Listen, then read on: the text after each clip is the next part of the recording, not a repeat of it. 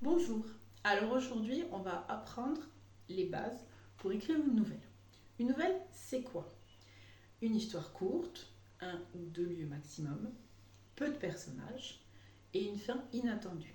Une fin inattendue, c'est-à-dire ce qu'on pourrait appeler en anglais un cliffhanger, une chute, un retournement de situation.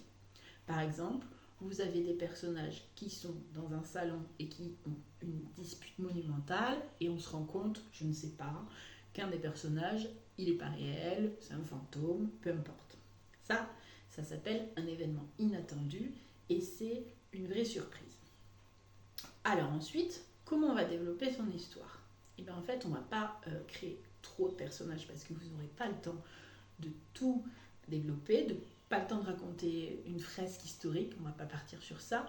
Une nouvelle, c'est 10 000 signes environ, soit une dizaine de pages, entre 5 et 10 pages. Voilà. Donc on ne va pas avoir le temps de développer. On va partir sur quelque chose d'assez succinct. Il faut que ce soit simple, même si la psychologie des personnages est lourde. On peut avoir des personnages psychopathes. J'ai lu une très belle nouvelle où on parlait de la maman d'Hitler pour vous dire un peu comment ça peut être surprenant.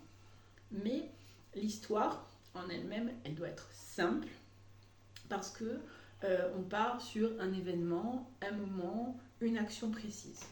Un accident de voiture, une dispute, un départ en voyage, une rencontre inattendue, un événement particulier.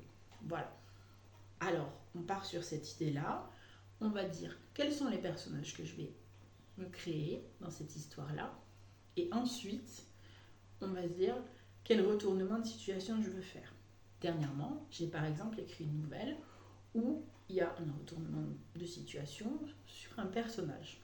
Voilà. Les gens, lorsqu'ils doivent lire l'histoire, ou vos proches, voilà, doivent se dire ah ouais, d'accord, ah, incroyable, impressionnant. Voilà.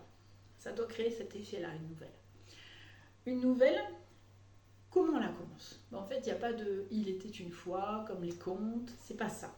C'est un jour, Elisabeth était assise sur sa chaise quand tout à coup son chien se mit à aboyer, une personne frappa à la porte, la personne est un peu bizarre, elle est étrange, puis on va se rendre compte petit à petit dans l'histoire que cette rencontre inattendue, elle va être particulière.